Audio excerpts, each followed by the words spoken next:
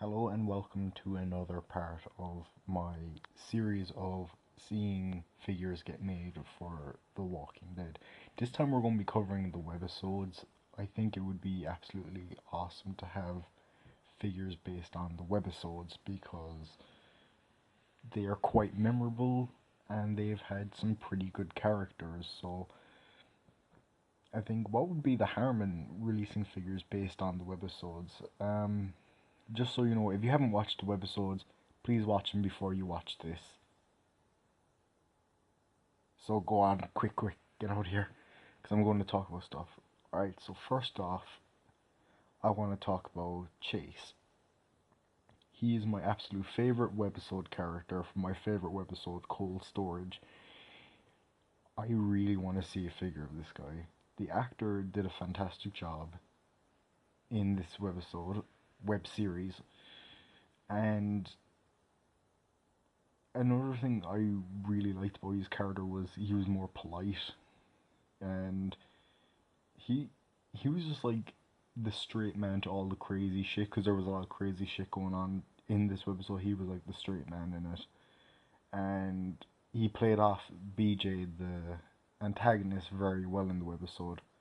I'd like to see him come with a crowbar and a couple other weapons, obviously, but a crowbar is something very memorable that he uses in the webisode. Hey, cinder block as well, I guess. Next up is Hannah. Now, we've actually kind of gotten a Hannah figure before. For you guys that don't know, Hannah is the main protagonist of the Torn Apart webisode, and Hannah is actually the bicycle girl. And we have had a figure of the bicycle girl, but it would be cool to have a figure of her when she was still alive. So I think obviously having her come with that axe would be pretty sweet. She was a really likable character, and it really made the story of Bicycle Girl way more tragic, showing that like not only does every survivor have a story, but every walker has a story. And I think that's awesome. So I do. Anyway, next up is Paul. Paul is the main character of The Oath, the third webisode they did. Him and Karina are the two main protagonists of that series, and Paul was a pretty cool character, so he was. He of course is the only one that definitely survives that webisode, as Karina does become a walker, and Gail is possibly killed, may not be. They left that ambiguous. But yeah, he was a cool character. He's the one that put the "Don't Open Dead Inside" on the door. So for the people that say "Don't Dead Open Inside," you can have this guy to thank for that meme. He created it basically. So yeah, pretty cool character. I would definitely like to see him. But anyway, we talked about Paul. Let's move on to Karina. So Karina is the other main character of The Oath. Now, unfortunately, she dies near the end of it and becomes a walker that Paul then brings with her. You know, he brings her with him, taking out her teeth, kind of like what the governor did to Penny in the comic book. And yeah, it's really sad what happened to her character. She was really nice, so she was, and it it's really bad to see that. I did not take the most flattering picture of her, but you know, she's in action pose there. But um, she was she was a really nice character, as I said, and I think having a figure of her, like if you make a figure of Paul, you gotta have a figure of Karina. They go together like Glenn and Maggie do, and you already know I want another Maggie figure. Next up is Alex. Now, Alex isn't on my Fear the Walking Dead figures list because there's so many Fear characters I want. She was a webisode character first, so I'm going to include her on this. So Alex uh, was also a pretty cool character. Actually showing up on Fear for 2 episodes. I thought they would do more with her. They've basically had her show up and then disappear, and we haven't seen her since season 2. I'm hoping maybe she shows up sometime in season 4, or maybe they bring her back for season 5, because I do think Fear will get a season 5, especially because of how well season 4 started off. So I think she should be a character that eventually comes back into play later on in the series. So not only do we have her from Flight Force 62, but we also have Jake. Jake was the main protagonist of Flight Force 62, and he, of course, he wasn't as lucky as Alex. He may have survived the plane crash, but with horrible, horrible injuries, and he later succumbed to those injuries and died. And we know Alex had to put him down, which is it's really sad that this happened to this poor guy. Like, he just wanted to take a plane trip, and all this shit happened to him. I think if you're making Flight 462 characters, you gotta have him, because he is the main protagonist of it, so it only makes sense, right? So that's basically it for Flight 462. Next, we're going to move on to The Passage. So here is Gabby. She's a pretty cool character. The Passage was a pretty good web series, so it was 16 parts. Each part was like a minute long, and it followed Sierra and Gabby, and we're of course taking a look at Gabby here. Sierra is coming up next, but Sierra, the deal with her was we knew that she knew about a tunnel for the border or something like that, and she had Sierra come along with her because she wasn't so good at killing walkers. But I think she has a cool look to her. I think she would make a pretty nice looking figure. Of course, like, there's not many characters that look similar to her, so I think she'd be a pretty unique one sitting up on your shelf. Same with Sierra. Sierra has a pretty unique look to her as well.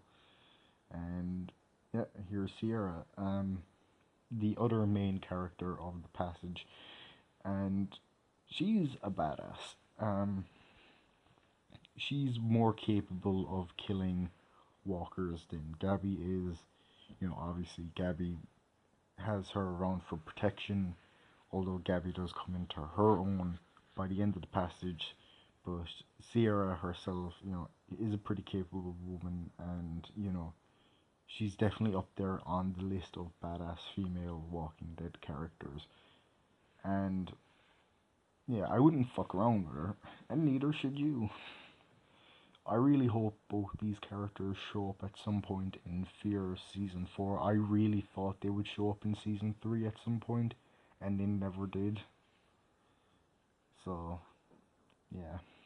I really hope they show up at some point. Anyway, moving on to Red Machete, which is the newest webisode as of this recording. This is Mandy, the main character of the webisode. She, of course, she is basically the owner of the Red Machete, and she's not the original owner of it, but the Red Machete, that's her weapon, like, that is hers. And yeah, she is a pretty likable character. She's very likable, and she never speaks a line of dialogue. That was the thing with Red Machete. There was no lines of dialogue except for Joe in part 3 when he says claim. That was like it. But yeah, obviously if you make a figure of her, she has to come with the Red Machete, but I would like if it's different from the one that came with the Rick and actually has Mandy carved into it. I think that'd be a cool little detail. Next up is the Sanctuary Worker. He actually doesn't have a name, which is, like, that's crazy that a figure, like, would we get a figure of a character that doesn't even have a name? Well, we have Alpha and Beta, don't we? So, they just call him Sanctuary Worker, but he was a big part of Red Machete. He, of course, had it for a little time, like a little bit of time after Negan took all of Rick's weapons. He ended up getting the Red Machete, and of course, he was killed in part 5, and Mandy took the Red Machete back, and she brought it back to the grave of her father and younger sister at the end of the webisode. So, yeah, I think he would be a cool character to have as well. Have him come with that, like, tin of spaghetti. That'd be cool.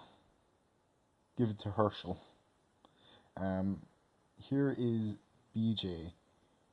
BJ is a pretty unique character to The Walking Dead. He is just so fucked. So he is the antagonist of Cold Storage, and he is an entertaining one at that. He is just the definition of a fucked up person. He has no sympathy for anyone, he does things to people in Cold Storage. He even shoots Chase in the head. Thankfully, he's a shitty aim, and Chase actually just gets, grazed by the bullet, because Chase is my favorite character, and seeing him die would have sucked ass. But yeah, I think a cool accessory for BJ to come with would be his severed walker head. Because if you know what happens to him at the end of Cold Storage, he gets his head cut off, which was very satisfying to see. Well, it's done off screen, but seeing his head just there on the table, watching the security cameras while growling, it was pretty funny to see, and this fucker got what was coming to him, definitely. Anyway, next up is Alyssa, Mandy's younger sister from Red Machete. I think she definitely deserves a figure as well. I would like to get all of Mandy's family as figures. So obviously David will be on this list as well, but obviously you gotta have the youngest member of the family. Now, unfortunately, we didn't get too much of Alyssa, as she was killed early on in the at the end of the first part, by getting grabbed by the hair by a walker, kind of like what happened with Clementine, and that caused Mandy to get her hair cut, which that's similar to Clementine. Not saying it's a rip off, I'm just saying like it's a nice parallel between them. So it was really shocking to see her just die like that, and yeah, I'd like to see a figure of her. We don't have too many kid figures, so that'd be a cool one to have. Next up is David. He is Mandy and Alyssa's dad, and he has the red machete after that young man has it. That's what he's listed as, young man. The original wielder of the machete, he has a second. He passes it down to Mandy, and he was pretty cool. He was protecting his daughters, and then eventually, while rigging up an alarm system, he of course gets bitten on the arm, and Mandy presumably has to put him down, which that really sucks that happened to him. He was a cool guy, and it's just shitty what the apocalypse does to these people. So yeah. Anyway, moving on to the next character after David. The next character we're going to be talking about is going back to the Oath, and it is Gail. Gail was the doctor staying behind at the hospital, and she's basically, she has to be the reason Rick didn't die in the coma. I mean, like, if there was no one around to check in on him, change his IV bags and stuff, he probably would have died.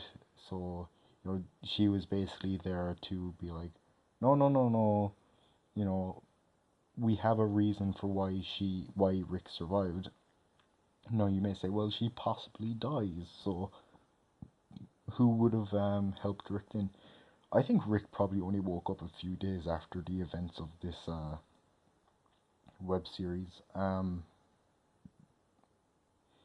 yeah, she was a cool character while she was around, and that's what I got to say on that. So, moving on. Next up, we have Andrew. He is the ex husband of Hannah, the bicycle girl, and he is also the father of Jamie and Billy. And he was cool, you know, he had the shotgun he got from his neighbor, and then, you know, he got killed by his neighbor's kids because they were walkers and he never put them down, so you know, he paid the price for that. So it's unfortunate to see what happened to him, and really the only people in Hannah's family that are still alive somewhat might be Billy and Jamie, so whether they ever reappear again in some form or fashion is unknown. I think it'd be cool if they would just come out and say, because I doubt they'll show those characters again unless it's in like some type of time skip. Anyway, that's the video. Hope you enjoy.